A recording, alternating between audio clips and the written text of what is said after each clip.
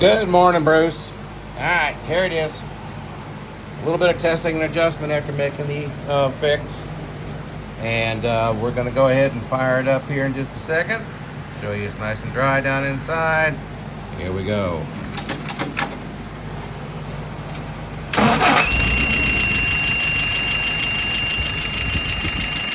right, yeah, it's a little bit of a whistle to it right now. But after a while, it goes away. Alrighty. Still nice and dry. Everything's working out. Alright, let's look at some numbers. Currently idling at 700. Vacuum is at 23. Fuel pressure 2.6, 2.7. I'll pour it through for you now.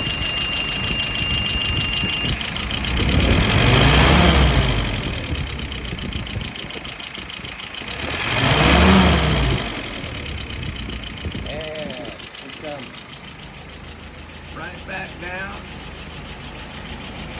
Oh, come on. There you go. Drops right back down, got it. All right, sir. I'll get this out to you tomorrow. Thank you.